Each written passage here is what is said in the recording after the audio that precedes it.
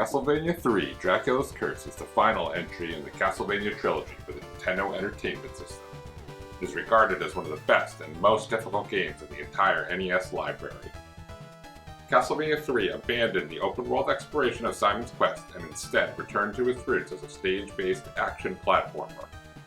Castlevania 3 also added 2 totally new defining features, additional playable characters, and multiple branching paths. For more than 20 years, a small group of gamers has made it their goal to beat this challenging game as quickly as humanly possible.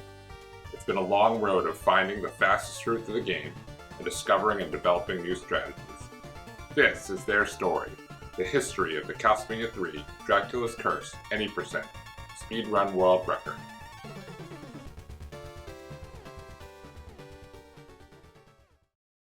Dracula's Curse stars Trevor Belmont, an ancestor of Simon Belmont from the original Castlevania. Trevor can be joined by one of 3 spirit partners during the course of the game, Grant, Sypha, and Alucard, or he can continue through the adventure alone. Each of these teams has multiple paths they can take to get to Dracula. So how would one decide where to start learning to speedrun Castlevania 3? If you're acclaimed speedrunner Tom Vodova in 2003, and you've already completed the original Castlevania in under 15 minutes, you're an experienced and seasoned Castlevania player. You might just try to beat the game with each partner as fast as possible. And that's exactly what Tom did in October 2003. Each partner character has their own advantages in a speedrun. Grant walks faster than any other character and can climb over walls and ceilings, which can get through some areas very quickly. But to recruit him, you need to do an additional level, the Clock Tower. All speedruns start the same way, defeating the Skull Knight of Block 1 with Holy Water as Trevor. Unlike in the first Castlevania, Holy Water doesn't cause enemies to be unable to deal damage to you. However, Holy Water is extremely effective against bosses because it can both deal multiple ticks of damage per throw and multiple Holy Waters can stack. The result looks like this.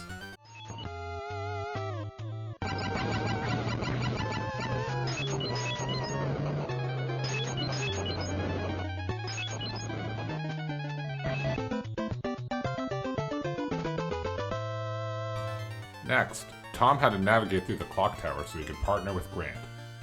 He jumped past the gears and pendulums to reach the top of the tower.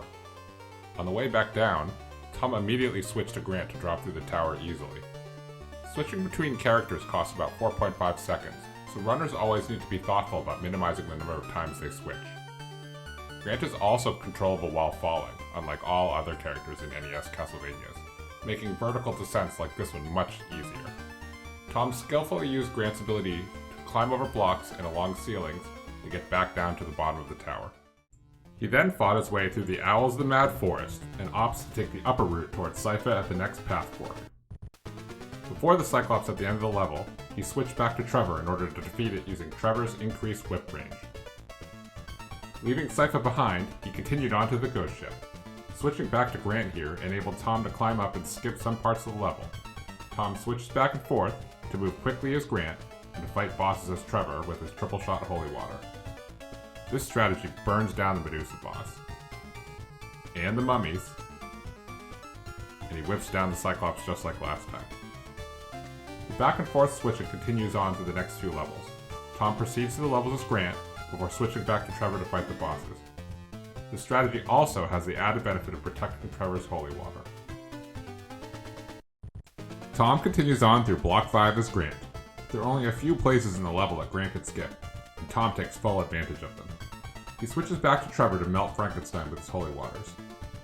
In Block 6, Tom simply jumps over the bone statue pillars, and then climbs over the tall wall to avoid the lower section of the level. Trevor again makes short work of the Twin Serpents with well-placed Holy Waters.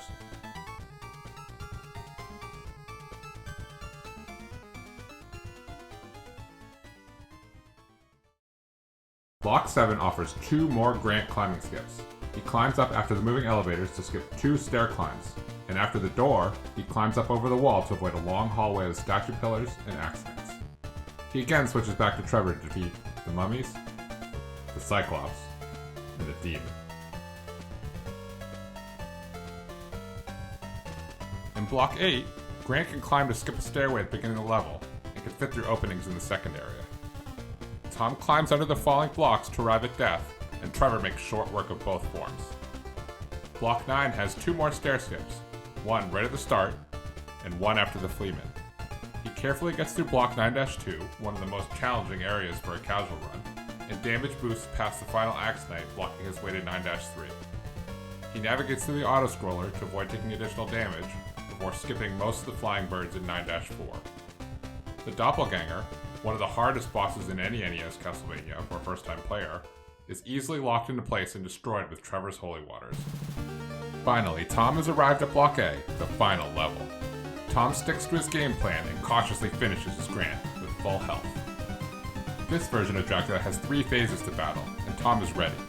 He switches back to Trevor to use the whip on the first phase, and tosses some Holy Waters on the second, before finally switching to Grant to finish it off with some axes. When the third and final phase appears, he's ready to hurl axes into the head to deal 16 hits to finish the game. Even though the boss is gone after the final hit, the game-ending orb doesn't appear until the moving blocks finish their circuit around the room. This is called a cycle, and Tom defeats Dracula just at the start of the third block cycle, so he has to wait a few seconds to collect the orb. Tom's Grant route finishes in 34 minutes and 21 seconds. It's a good, solid run that he finished without any deaths or losing Trevor's Holy Water. Still, even though Grant moves really fast, because of the extra level, the other partner routes might end up being faster overall. Sypha has spells that can deal heavy damage to bosses, and an ice spell that can freeze enemies to defeat them quickly or to use them as frozen platforms. The levels in the Sypha route are the same as the Grant route, except for bypassing the Block 2 clock tower. Just as every other run, Tom starts by getting the Holy Water and defeating the Skull Knight. This time, Tom goes down and skips directly to the Mad Forest to rescue Sypha from the Cyclops. Tom uses Trevor and his Holy Water to fight his way through the ghost ship. It's a little longer without Grant's ability to climb and skip sections, but Tom's skillful use of Holy Water makes it easier. An axe randomly drops from an enemy, but luckily Trevor is nowhere near it. In Castlevania 3, every enemy has a chance of dropping a small heart, and on the 5th random drop, the drop will become a sub-weapon. Having a sub-weapon get replaced can be hugely damaging time-wise, so runners always need to be careful to avoid unexpected random drops. Tom sticks to Trevor for most of the run. He obliterates the Medusa and the mummies, just like before, and whips down the Cyclops. And in Block 5, Frankenstein goes up in flames with little trouble. In the waterfall section of Block 6, Tom finally switches to Sypha to grab the ice spell. With this, Sypha can make short work of the Bone Pillars and Axe Knights, needing only a single tap from her staff after being frozen. He switches back to Trevor to Holy Water down the Twin Serpents. Tom calls back Sypha for Block 7, utilizing the freeze spell again to quickly advance to the Fleeman, the Bone Pillars, and the Axe Knights. He then defeats the Mummies, Cyclops, and Demon Trio once more with the Holy Water. Tom stays entirely with Trevor for Blocks 8 and 9, destroying Death, and then the Doppelganger. Descending through Block A, since he doesn't need the Holy Water anymore, Tom briefly grabs a stopwatch to make his trip a little bit easier. He then collects the axe just before the pendulums to use against Dracula. Phase 1 goes down quickly with Trevor's whip, and Phase 2 crumbles to a combination of whips and axes. Tom makes sure he has at least 16 axes for Phase 3, and takes down Dracula during the third block cycle. Tom's Sypha speedrun finishes in 32 minutes and 55 seconds, about a minute and a half faster than his Grant run. It's another solid run with no deaths or accidental sub-weapon drops, but it turns out Grant's increased speed couldn't make up for the additional level. Tom would also do a run with Trevor alone on this same route, and this run would take just about as long, 32 minutes and 57 seconds. Tom has one partner remaining for his speedrun attempts, Alucard. Alucard is found on a completely different route than the one Tom took with Sypha and Grant, so many of the levels in the middle of the game are different. Alucard can transform into a bat, to fly over gaps, or skip over sections of levels. The question is though, will it be faster than the Sypha path? Trevor yet again takes down the Skull Knight to start the run. He heads down the first fork to skip the clock tower and proceeds past the owls and fog once more. At the next fork, Tom chooses to go down towards the swamp where he will eventually find and recruit Alucard. He leaps past hopping swamp toads and continues down into the swamp cavern to contend with random mudmen spawns and bats. He dodges a random stopwatch drop on the way to maintain his Holy Water. Against the bat boss, Tom uses the holy water, timing his tosses so that it hits the bat just as it splits, causing massive damage and defeating it in just 4 throws. In Block 5, Tom forces his way through the level, taking damage several times just to get through that little bit faster. Once he's down to 3 bars of health though, he has to play a little more carefully. Arriving at Alucard, he manipulates the teleport so that he can set up his holy waters to burst on Alucard's head, taking him down in just 2 cycles.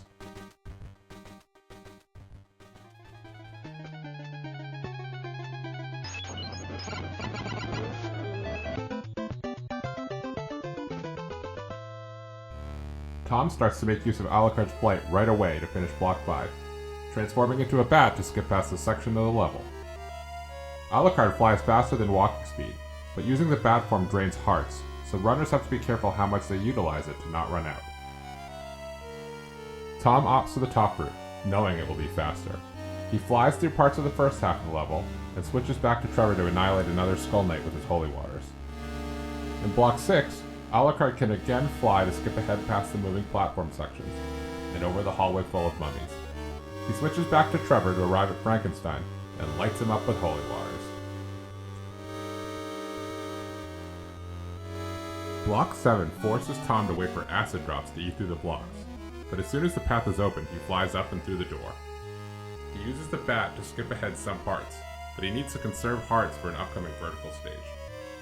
To save time and hearts, he fights the bat mini-boss directly as Alucard. This lets him immediately start flying upward in the falling block stage. Once at the top, he uses the bat form to skip slowly moving platforms, and switches back to Trevor for the auto-scrolling section, as well as the now familiar mummies, Cyclops, and demon trio bosses. The Alucard path meets up with the Cypher path here in the aptly named Deja Vu. But this time, with the power of flight, Tom can fly up to skip past the Axe Knights and skeletons.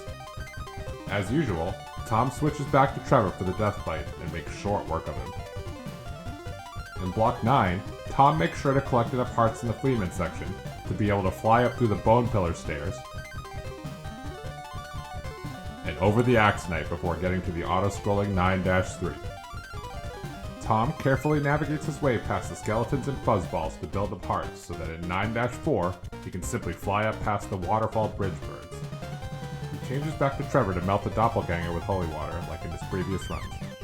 At this point, his Alucard run is about 3 minutes ahead of his Cypher run, so as long as he's able to get through the final level successfully, it's definitely going to be faster. Tom plays Block A just like his other runs, getting through the first section as Trevor, up until he's able to collect the axe in A-2. He changes to Alucard to fly past the pendulums and save a little bit more time. And he switches back to Trevor to prepare for the final battle with Dracula. The fight goes just like before, though Tom uses one too many axes on Phase 2, and he has to close in for the final hit of Phase 3 with Trevor's whip on the 4th block cycle. When the moving blocks settle and the orb is collected, Tom has finished Castlevania 3 in 29 minutes and 47 seconds, over 3 minutes faster than his Cypher run.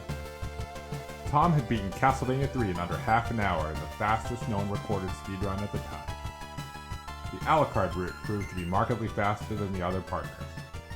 His time would stand for almost 7 years until July 2010.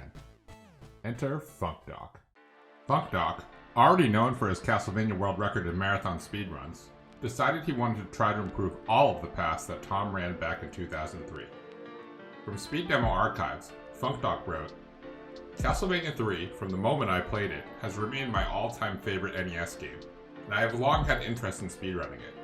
When I looked at the schedule of the first SDA marathon, and saw no Castlevania 3 or 4, I decided then that I would learn both games and run them at next year's."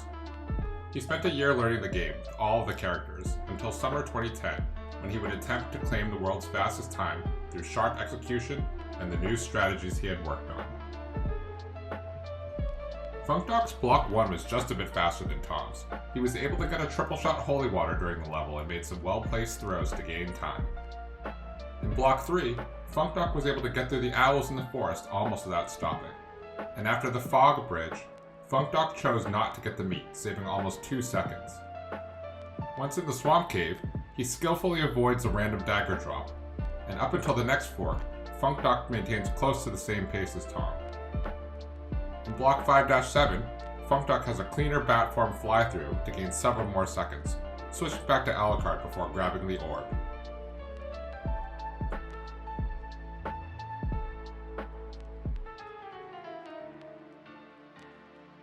In Block 6, by aggressively using the bat form and remaining as Alucard for the fight against Frankenstein, FunkDuck is able to save a substantial amount of time.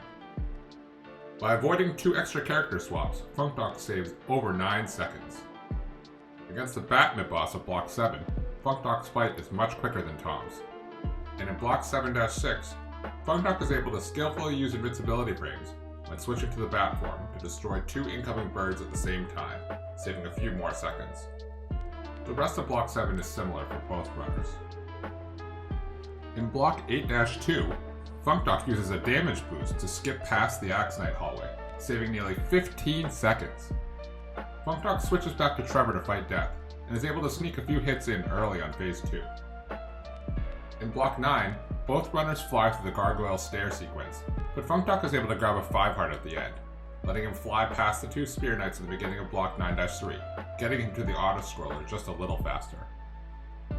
In the Bird Waterfall of Block 9-4, FunkDuck again uses the Bat Transform invincibility frames to safely dispatch the birds and advance the Doppelganger a bit faster. At this point, all of the improvements have added up. FunkDuck is already about a minute and a half ahead of Tom's run. Their Block A's are very similar, all the way up to the final phase of Dracula. But FunkDuck has saved his hearts and is able to more aggressively throw axes. He finishes the fight in 2 cycles instead of Tom's 4. When the final orb is collected, FunkDuck's time is 27 minutes and 54 seconds, almost 2 minutes faster than Tom's 2003 run. FunkDuck's world record time would last until February 2014. If there was a Hall of Fame for Castlevania speedrunners, Kmac would have to be one of the first inductees. In 2014, Kmac was already the Castlevania 1 world record holder, and he had set his sights on Castlevania 3. Already soundly beating FunkDuck's Cypher time earlier in the month by minutes, Kmac proceeded to beat the world record Alucard time by 6 seconds. He did this by nearly matching FunkDuck's performance while making small improvements throughout the course of the run, all the way to the end of Dracula. There we go, what's a record, folks? He would set his first Castlevania 3 world record at 27 minutes and 48 seconds. 4 days later, however, Kmac would soundly beat his own record time. In this run, in Block 6, Kmac would forego sneaking through a small gap as the Bat form, unlike in his last run where he took penalizing knockbacks. This resulted in about an 8-second lead. He maintained this lead through the end of Block 7, and in Block 8-2, despite missing the first axe opportunity, he gets another low axe throw to damage boost up through the blocks, saving another 5 seconds. After Death's second phase, he is 14 seconds ahead.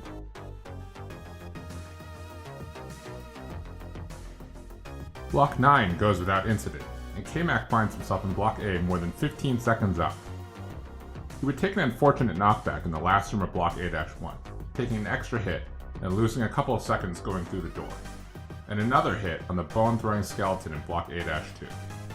He's down 2 hits, but up 15 seconds entering Dracula's chambers. Skillfully, he takes down Phase 1 without taking any damage, and dispatches Phase 2 as well.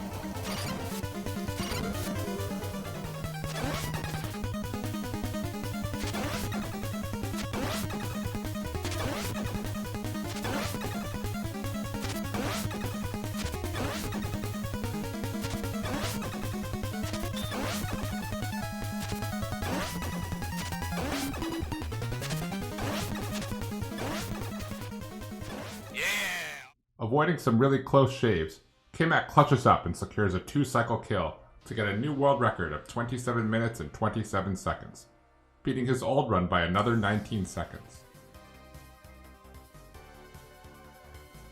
2 months later, in April 2014, Kmac would get one more Alucard world record improvement, this time successfully flying into the gap in Block 6 and nailing the very first lower axe boost in Block 8. Kmac would have a cleaner Fleaman section in Block 9, getting him to block A with a 6-second lead on his last run. And this time, he avoided the extra knockback in the Bone Pillar section, and the hit from the skeleton in A-2, arriving at the final door 10 seconds faster than his last run.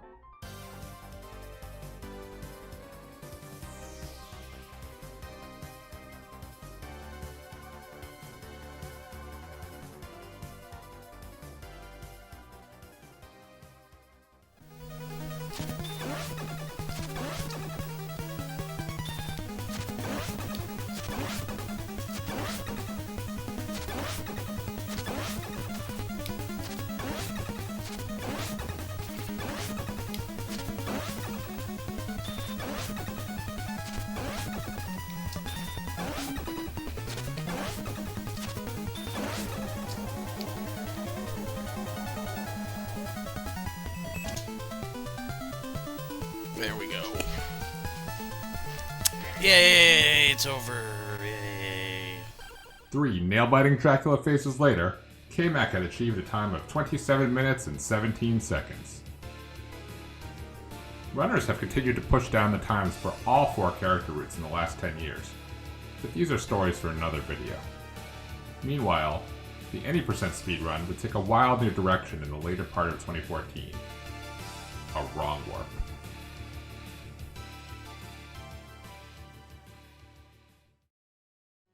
Castlevania 3 has a glitch where if a character gets displaced off the stairs, they will pass through the floor where the stairs end, and instead continue moving in that direction, even through midair. Here's an example.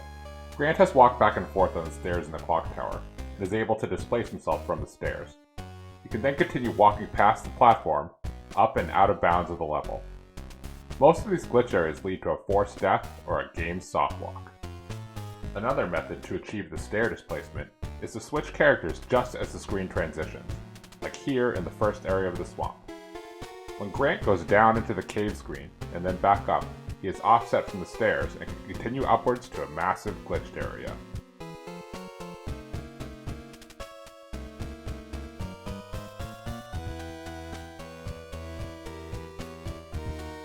Tool-assisted runners have been able to find ways to use this glitch world to warp to blocks 6 and 9 in December 2013. A tool-assisted run by a runner named Thomas M. Little demonstrated usage of the glitch to wrong warp to block 9, and he used it to complete the game in 20 minutes and 47 seconds. Later, in 2014, a runner named Sockfolder was able to discover a method to traverse this glitched area to warp directly to the final level, Block A. This warp has some very specific criteria. You need to have recruited Grant, you need to not have lost a life prior to entering the glitch world, you need to be at full health on glitch world entry, and finally, you can't get hit in the glitch area until one of the very last screens, or else the game will crash. If these conditions are met, even then there are some very precise directions to follow. With that, I'll let myself from the past explain the wrong warp execution from a speedrun live commentary. And we change just as we're transitioning here. Now I'm like a little bit offset, so Grant will keep going up the stairs, and then I have to follow my map quest-like directions. So we go up here, we go down and up. Down, up. We'll see. Up past the eyeball. Past the glitch crusher. And then down, up, down here. Down, up, down. Continue down, right. Then we go past this guy and you see a dropping bone pillar and another ghost frog. Just go up by a little bit here. Stop. Go past this ghost frog. A clone appears.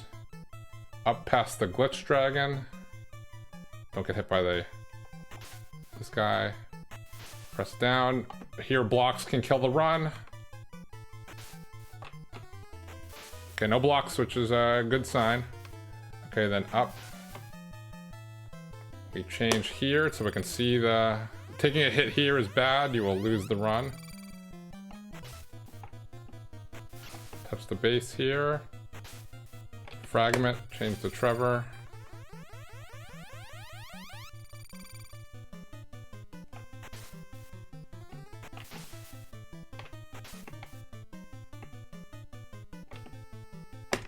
Thing a hit here is bad, you'll lose the run. Okay, up, touch the base.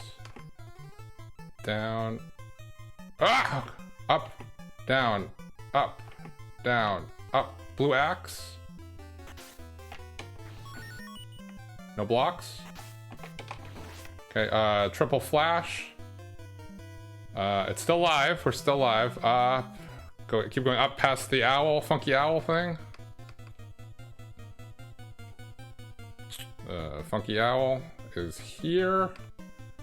Then you go down, left, down, or down, up, down after this owl. Down, up, down. Screen transitions here. Then we go, thing falls down, go up. First bat. Second bat. Second bat. And then we go to the Medusa. We touch the Medusa platform. Go meet up. Oh no, I might have screwed it up. Okay, go immediately up past the Cyclops. I might be okay. Up, flash. Down, up, pause buffers. Up, down. I think I did it. So 1, 2, it doesn't matter. Now you can take a damage. So by following this very intricate set of movements, after dying, a runner can wrong warp to block A. Now the goal for any percent would be to pull this glitch off in a live run.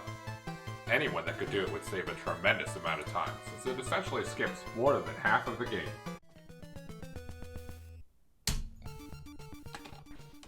ProDucks, a runner experienced in wrong warp speedruns of Super Mario Bros. 3, had been grinding the Block 9 warp that Thomas M. Little had used, but was unable to achieve a completed run due to its comparatively extreme difficulty. But ProDucks had also been watching Sockfolder develop Block A wrong warp task runs, and in September 2014, ProDucks would switch his attention to the relatively easier warp. In more than a week of grinding, he was able to become the first human runner ever to complete a wrong warp run in 18 minutes and 6 seconds. Unfortunately, due to a glitch in 2018 that caused Twitch highlights to be deleted, the video evidence of his run has since been lost. Kmac returned to Castlevania 3 in late 2014 as the reigning contemporary world record holder of both Castlevania 1 and 2. He decided to also try the wrong warp glitch to claim the NES Trilogy crown by following tutorials that ProDucks himself had developed. In Kmac's earliest recorded complete wrong warp run on November 5th, Block 1 goes as normal, and Kmac heads up the clock tower. He rushes to the top of the tower and rescues Grant, then immediately switches back to Grant to come back down. Kmac knows he has to be at full health for the glitch to work, so he grabs the stopwatch before leaving the tower for the Mad Forest.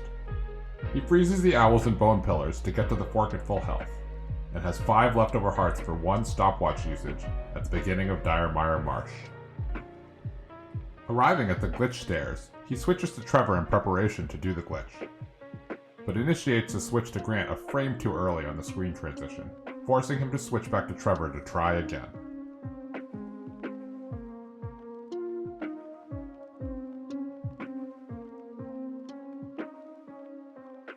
On his second try, Kmac is successful, and Grant climbs up past the stairs into the sky. Kmac follows the glitch world directions carefully, and makes sure he doesn't take any unintended damage.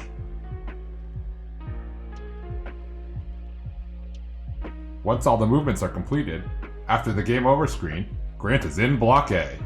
Kmac tries to build up an axe multiplier in the clock tower auto-scroller, but accidentally drops too fast at the end and falls to a death. On the next life, though, he gets through Block A-1 and is able to build a double-shot axe before arriving at Dracula.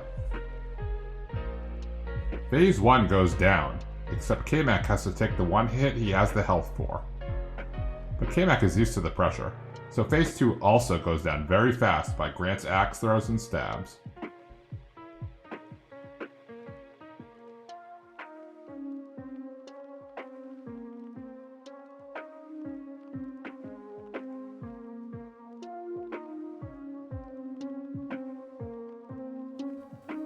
Dracula has set patterns and frequency of shooting his lasers in the final phase, so runners can position their character in safe spots at the right times, essentially baiting Dracula to miss.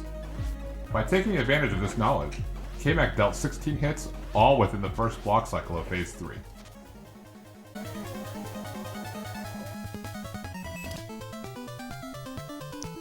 Ah, stupid dying on the auto-scroller. There's your world record, though, I guess. After the final orb is collected, the time is 17 minutes and 29 seconds, taking the original NES Trilogy world record title. Kmac wasn't done yet, though, and in the next couple of weeks, he would drive the time down to a 16:21, though no recording appears to have survived, and to 16:03 a day later, by performing the stair glitch on the first try and avoiding the fall death in the Block A autoscroller.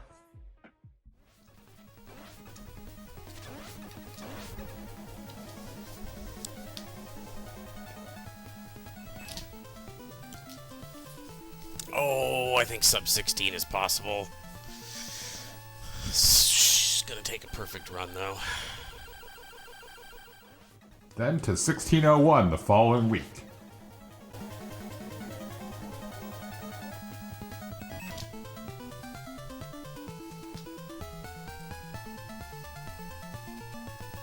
If I could have had a better Form 2 fight, we would have had it, I guess. A 15:59 a few days later.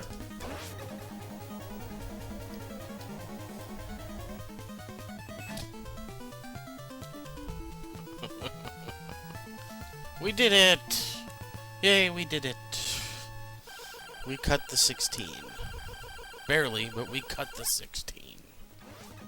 And finally, 15:57 with a slightly better clock tower exit.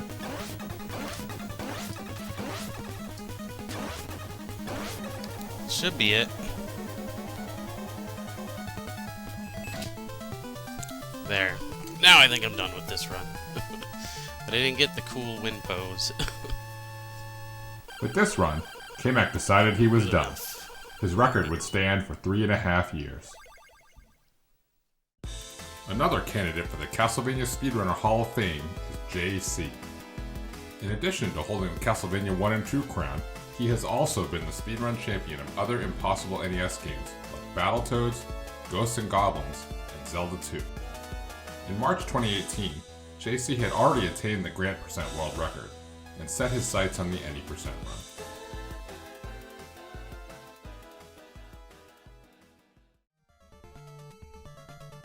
Dude, this glitch is not nice in runs. It's not nice to me. I could have got it and then I could have world recorded. After a failed glitch run, JC was step for step in line with Kmac's record run at the Grant boss fight. But he pulled ahead of Kmac by about a second when leaving the clock tower. Both runs remained in lockstep until at the swamp glitch stairs, JC accidentally went down to the next screen before switching characters, essentially evening out the run with Kmac's. Inside the glitch world, JC had tightened the execution where Grant and Trevor alternately climbed back and forth up the stairs several times. Whereas Kmac would climb up almost all the way to the 2-block platform, JC would stop quite short of it. The net is that JC's glitch execution got him to Block A about 15 seconds ahead of Kmac's world record run. All he had to do now was get to Dracula and execute a 1 cycle. In the auto-scroller section of Block A, runners have learned to stay near the top of the screen to minimize the on-screen time of the Medusa hits, especially while the gear is present, to reduce game lag. When the gear is gone, they will start to try and build up 10 hits with Grant's axe to try to collect a double shot later in the level. Unfortunately, in this run, JC missed an axe hit and took a hit from a Medusa. He stayed with it though and was able to grab the double shot before the end of the auto-scroller. But now he was low on hearts, which forced him to slow down in the Bone Pillar room to collect backups. He arrived at Dracula Phase 1 with 34 hearts. Improving on Kmac's world record run, he took out Phase 1 without even taking a hit. Phase 2 was also taken down, though JC took 1 hit of damage.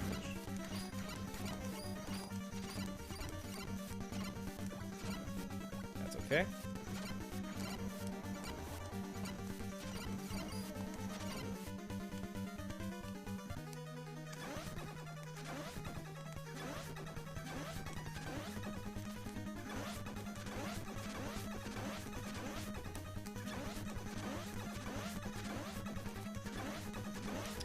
Okay, we have a run.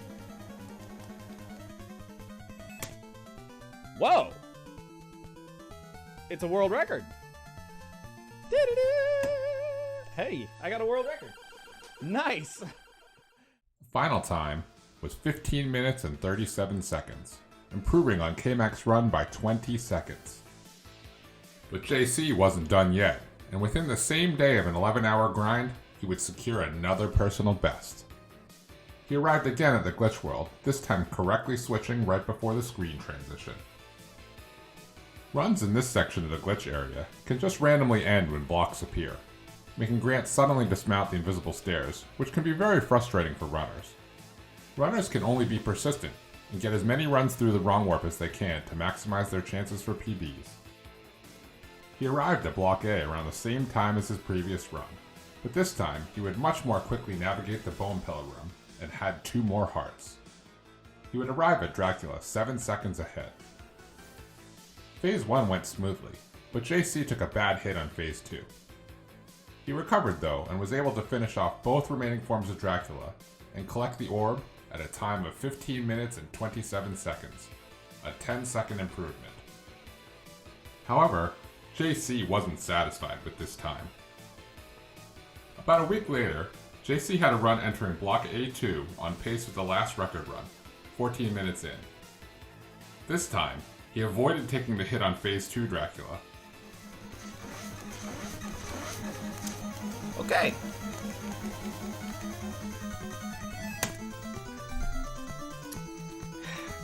New world record!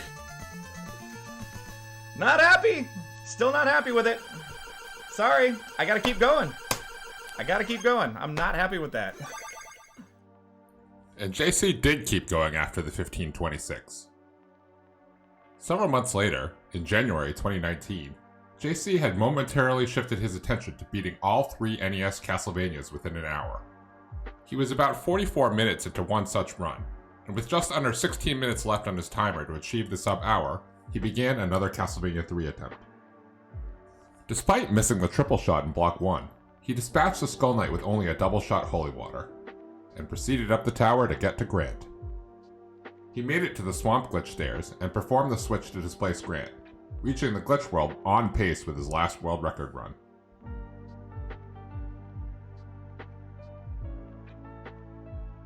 The RNG blocks allowed him through to the Leaping Fishman room, and he was able to tighten the glitch execution even further. It had been determined that in the room where you climb back and forth with Grant and Trevor, you didn't actually have to switch characters to make the Fishman visible. You could just aggressively walk up and down the stairs and hope the Fishman didn't damage you, only switching once at the end as required for the glitch to work. And that's what JC did here. He switched characters only once during the back and forth climb, saving about 9 seconds. One more new technique in the glitch was added for the first time in a world record run. Near the end of the wrong warp execution, runs had a chance of simply failing. Grant would just suddenly fall off the stairs and die, coming back in Block 4. Like what happened here in one of his early trilogy attempts. Yeah, there's another giant RNG part here that you just have to pray for. It's more prayer. There's nothing you can do but pray. Okay, so Medusa. Cyclops, hopefully. Yep. Alright, here is the giant RNG part. If I fall off, I'm dead, and there's no... Okay. And unfortunately, the only way to do it is to start over the game. One time, on a terrible pace run, JC assumed he would lose the run to this failed stair catch, and paused the game out of frustration on the 3rd transition screen, and was surprised to get a successful stair grab. During future practice sessions, he would find that mashing pause would consistently stay on the stairs, making one of the biggest RNG sticking points of the run no longer an issue. 2, 3. Yes! Okay. JC employed the pausing strat and excitedly finished the wrong warp execution, still 9 seconds ahead. In Block A, he lost a couple of seconds in the auto-scroller, and made a mistake in the bone pillar room, taking a knockback in the wrong direction, but still entered Block A-3 about 5 seconds ahead. He would take down Phase 1 quickly, but accidentally jumped into the lingering hitbox. Unnerved but determined, he took down Dracula's Phase 2. and phase 3. Whoa! Okay. Ooh, I got a little close there. Holy shit. Okay. Alright. Alright. Alright. That was the sub hour. And with that, in one run, he had both improved the world record to a 15:24, and he had achieved a Castlevania NES trilogy time of 59 minutes and 42 seconds. His sub hour attained, JC resumed his grind of just Castlevania 3 any%. He would achieve a 15:20 run during this grind, but the video was unfortunately lost, the only evidence being splits from his next world record.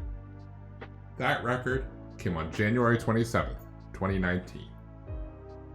In that run, he arrived at Block A on pace with his 15:24. This time, he would have an excellent auto-scroller, and damage was properly in the Bone Pillar room. Despite a close shave on the final pendulum jump, and almost missing the platform, he entered Dracula's chamber 5 seconds ahead. 1, 2, 3, 4, 5, 6, 7, 2. Good.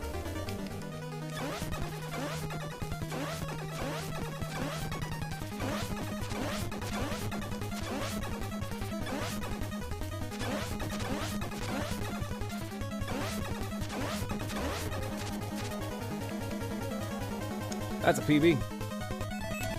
Oh yeah! 15-16. I'm not done with that shit either. I'm not done with that shit, but that was good. His final time would be 15 minutes and 16 seconds.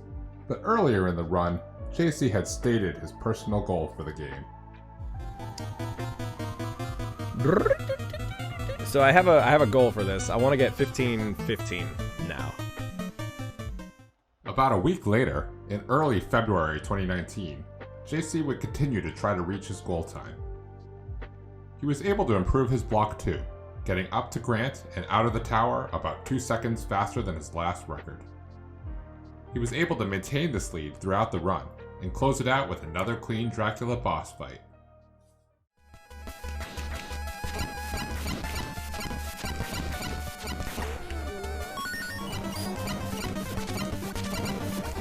Oh, come on.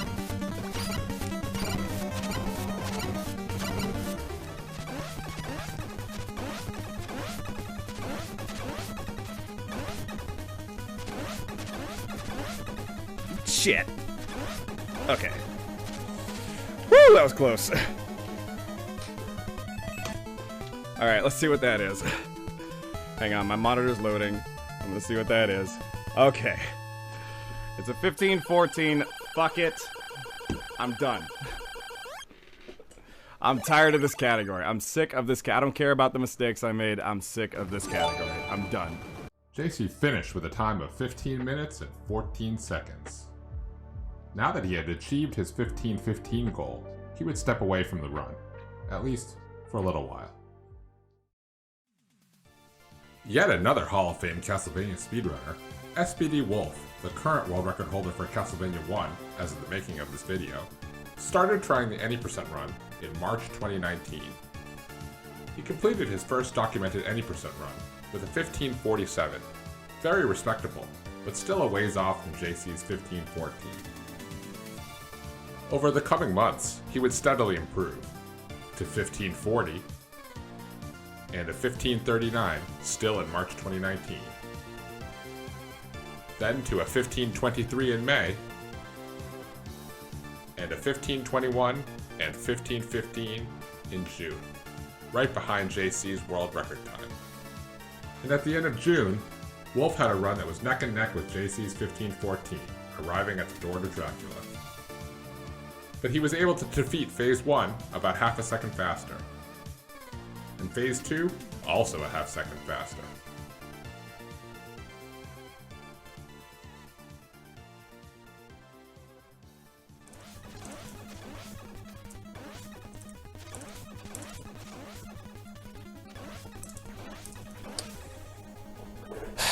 Here we go.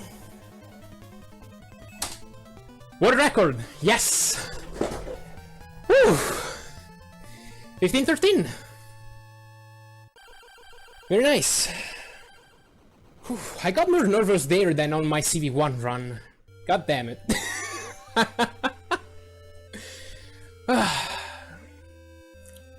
Man, the thing is that the Castlevania 1 run is really just the 2 cycle. Once you get the 2 cycle, you just have to go through the Cookie Monster. That Dracula fight is hard all around. Oof. Oh, you know you got nervous if you can hear your pulse in your throat. Wolf's run stood for over a year. That is, until another experienced grant runner named Kutsu Shide, whose name is derived from the Japanese word kutsushita, meaning socks, threw his hat into the 80% ring in 2020. Kutsu had a new technique up his sleeve. In early 2020, near the end of a Grant percent run, he discovered entirely by accident that Grant strangely could get launched very quickly upward.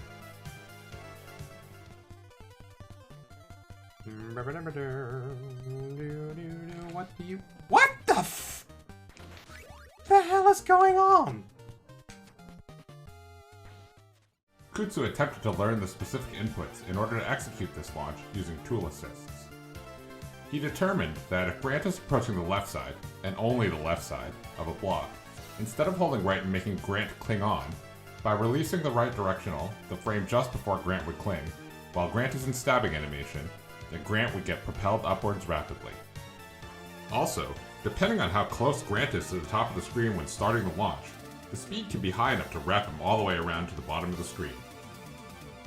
There were 3 spots where Kutsu would use these launches to speed up the run. At the top of the Medusa room with blocks in the clock tower descent, between the Spear Knights after the pendulums, and at the pendulums leading to Dracula's chamber and block A. Kutsu would use the first 2 out of 3 of these tricks to complete a 15-20 run in November 2020, and would hit all 3 to get a 15-14 in January 2021, hot on the heels of SPD Wolf and JC. Later, in January 2021, Kutsu had a run that would make history. On January 11th, he was 4 seconds behind the world record after rescuing Grant, but he was ready to use his launches to catch up. He would get a launch on the second try in the Medusa section, enough to keep pace, and would erase the deficit entirely with the launch in the Spear Knight section. He largely kept this pace until arrival in Block A, and actually fell behind in Block A-2, but Kutsu had his last launch to get back ahead. By performing the Kutsu launch below the pendulums, he was able to vault Grant up to the second pendulum, saving a tremendous 9 seconds. Kutsu arrived at Dracula about 3 seconds ahead of the world record pace.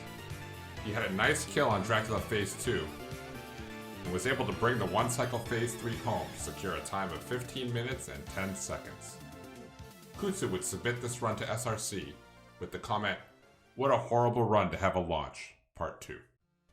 Not quite yet done with the run, Kutsu would complete one more run on January 23rd, 2021.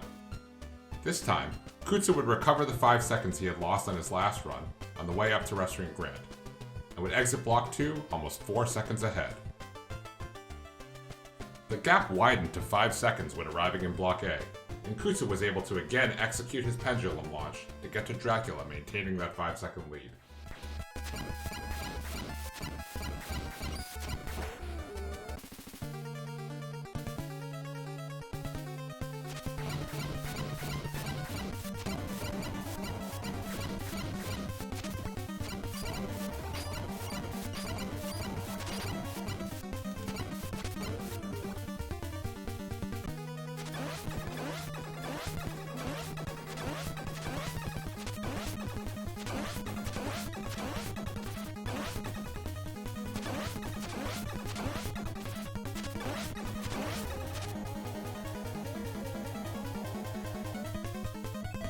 Oh my.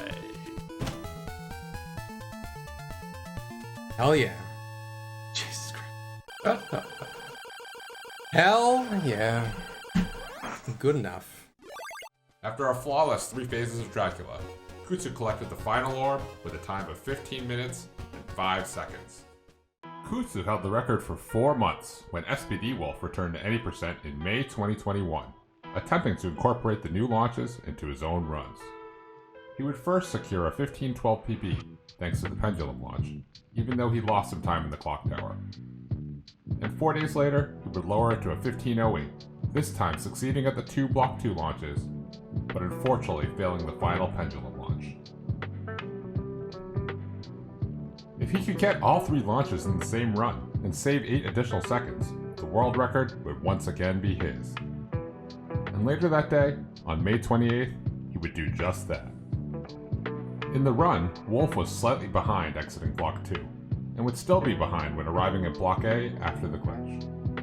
He would even suffer a hit from a stray bird, but with an ever so slightly faster execution of the pendulum launch, he would enter Dracula on pace with Kutsu's world record.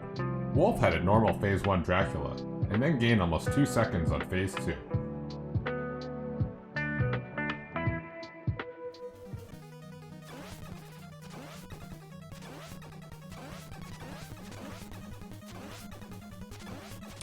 Bit laggy.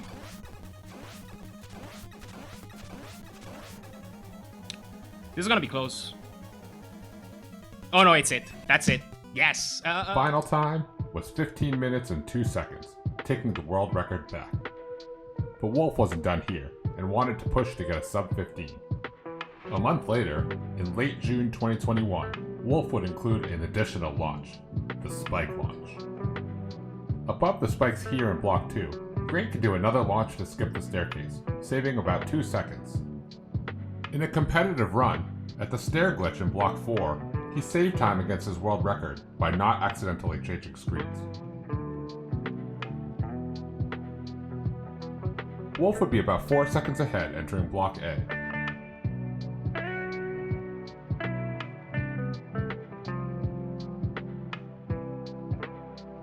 But this time, his Phase 2 lost 3 seconds.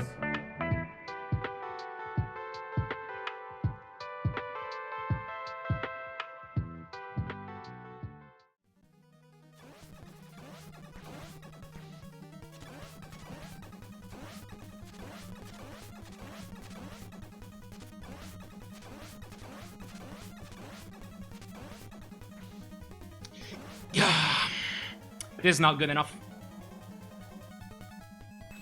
It's a PB, but it's not...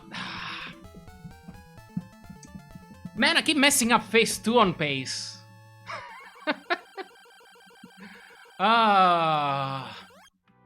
Wolf had improved the world record to a 15:01, and the sub 15 was so close. Later that same day, Wolf took another run into Block A, about a second ahead of his world record pace.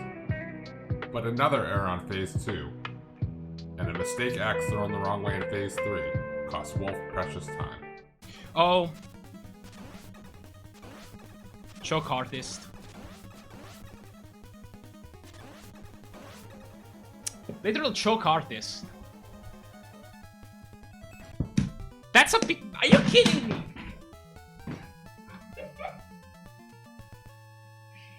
God damn it!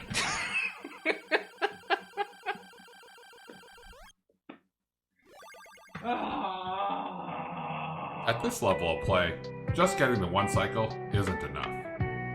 The orb doesn't appear until Dracula's Phase 3 death animation and death cry end, so it's important for runners to optimize their kills to deal all 16 hits as fast as possible. Wolf had gotten exactly a 15-minute run, just short of his sub-15 goal. 3 days later though, on June 22nd, SPD Wolf would be able to achieve his sub-15 dream. He got the first launch in the clock tower descent on the first try, and also the Spear Knight launch. This gave Wolf about a half-second lead on his last run. He held this lead until entering the swamp, but had to deal with some challenging frog spawns, causing him to enter Glitch World a half-second behind. He lost another 0.3 of a second during the wrong warp execution, putting him a full second behind his world record. With some slight trouble on the pendulum launch, he arrived at Dracula about 1.5 seconds back, but this time, he hit with every axe throw.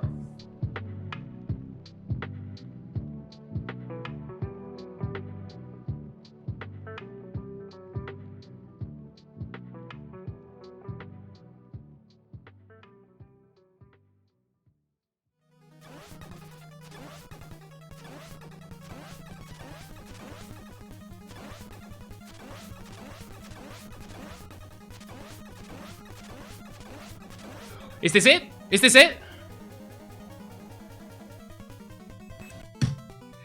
think this is it. I think this is it. I need to frame count this though. I'm not 100% sure. I think this is it though. The time was 14 minutes, 59 seconds, and 950 milliseconds, just barely sneaking past the 15-minute barrier. Wolf would submit the run to SRC with the description, "Done." Wolf held the record for 1 year, until JC also returned to compete for the world record title in June 2022. In a run on June 23rd, he successfully performed the Medusa and the Spear Knight launches in Block 2, and arrived at Block A 3 seconds ahead of his PB and 0.2 of a second behind Wolf's world record. He was ready to attempt the pendulum launch, but accidentally walked back down the stairs to the previous screen. He opted to skip it, since the world record was now off the table. Despite Chat's attempts to distract him, he would collect the last orb at 15:10, a PB. 2 days later, on June 25th, JC would improve on that PB. He hit the first 2 launches in Block 2, but the Spear Knight launch took him 8 tries before Grant appeared near the stairwell. Come on, Grant. Bullshit. Okay. Well, this can still be beat. He arrived at Block A almost 8 seconds behind, but he could make it up with the pendulum launch. Let's go.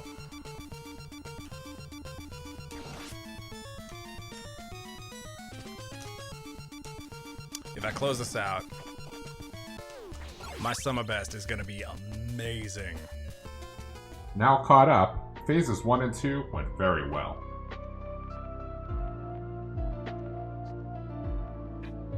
But in his excitement, JC accidentally missed an axe throw on phase 3. Luckily though, he still had extra hearts and finished off the fight to another PB of 15 minutes and 5 seconds. JC's any percent goal was now clear. Hit all the Grant launches in Block 2, execute the wrong warp glitch with minimal character swaps,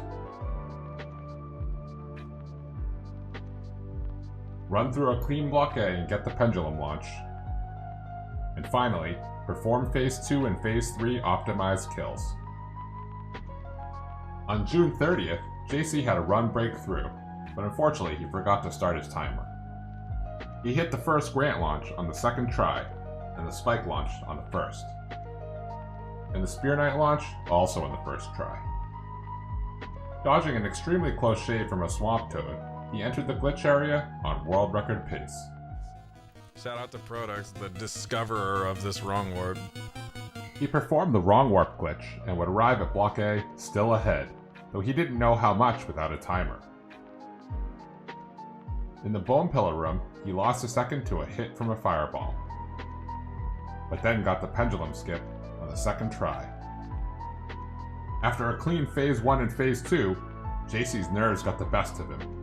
On the 11th hit, he failed to throw an axe on one of his jumps. I got scared. I fucked up. Okay, I fucked that up, kind of. I got scared, but, I think that might be a world record!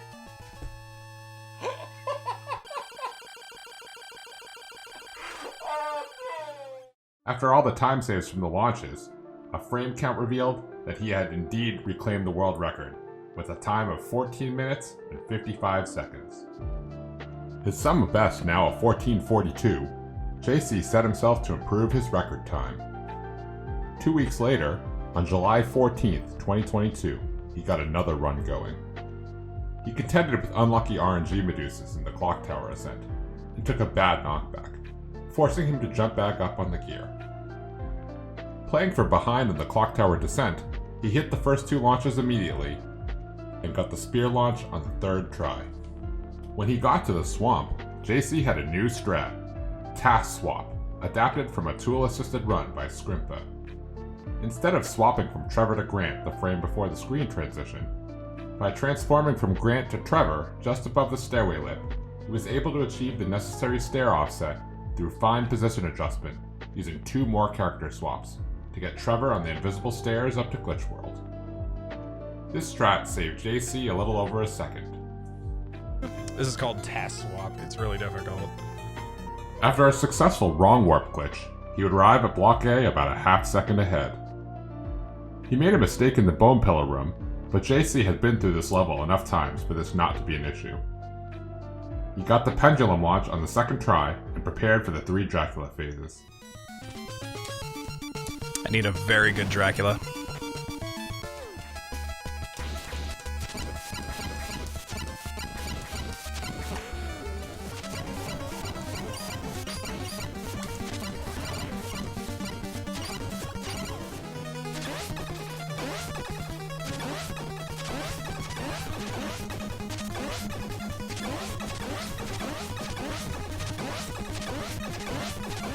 That's a very good Dracula.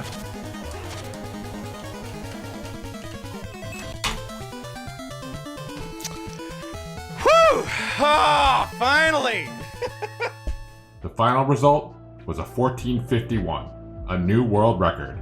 But with the performance in the Block A clock tower, JC was ready to improve even further. 4 days later, on July 18th, another run would come together. JC would hit the first 2 launches again immediately, and this time he would also get the spear launch on the first try. He would arrive at the glitch stairs on par with his last world record run, but missed task swap by switching just a bit too late.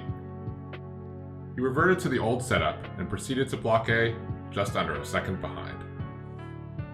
In the Bone Pillar room, he corrected the mistake he made in the last run, entering A2 even on time. And he hit the pendulum skip on the first try, keeping pace entering A-3. Phase 1 went identically, and his Phase 2 was just a bit faster.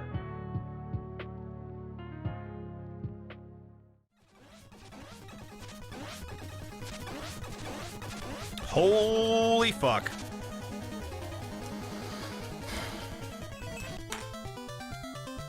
That was a late split. I think it's still a 1450 though.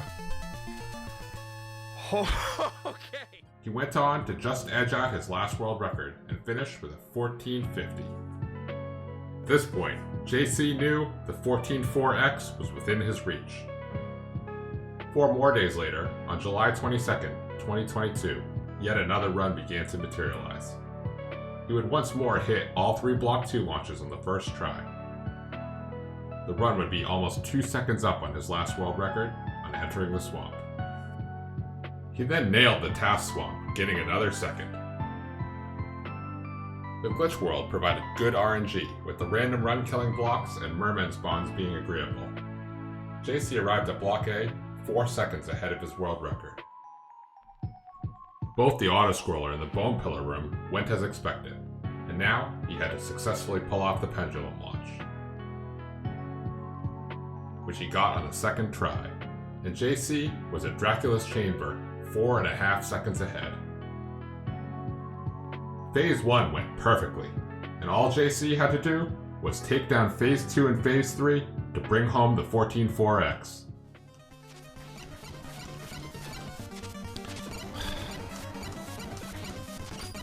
I did it again. Fuck. Fuck. But this time, Phase 2 got away from JC. He would lose 4 seconds on this part of the fight. His nerve shot, he also misfired an axe in Phase 3, losing 3 more seconds. The final orb would be grabbed at 14 minutes and 53 seconds. The 7 seconds lost on Dracula would have resulted in a 14.46. I just forgot. I forgot. I threw it away. JC wasn't to be deterred. He came back with another run 2 weeks later, on August 2nd, 2022. He rescued Grant about 0.8 of a second ahead, despite some unfavorable Medusa Head RNG. Got the first launch on the second try, and hit the spike and spear launches on the first try. Then, he nailed the task swamp on the glitch stairs. When he exited the wrong warp, he was 2.5 seconds ahead of the world record. In the first screen of Block A, a stray bird almost ruined the run, but luckily, JC was able to stab it and recover. Auto-scroller and bone pillar rooms went smoothly. But in the first room of block A-2, he missed an axe throw to hit the upper skeleton, causing him to have to throw another while on the stairs for a slight time loss. He got to the pendulums and hit the launch immediately, putting him at Dracula's stairway 2 seconds ahead. Again, he had an optimal Phase 1. And this time, he also had an excellent Phase 2. Now, he was determined to close out this Phase 3.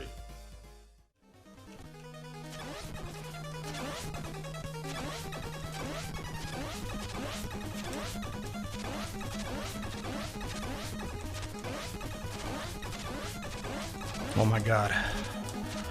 Is it over? I think it's over. Ah! Ah! Even being just a bit slower than the previous world record Phase 3, his lead coming in was enough to claim a 14:49. His goal now finally achieved. JC's grind had ended. And that's where the world record for the Castlevania 3 any percent category stands today. As of the making of this video, it has stood for almost 3 years. The speedrun for Castlevania 3, already one of the hardest games in the NES library, has progressed from a 30-minute run navigating through challenging levels and bosses with multiple characters, to a run now just under 15 minutes of extremely strict technical execution of movement, glitches, and wrong warps, in addition to punishing run-killing RNG.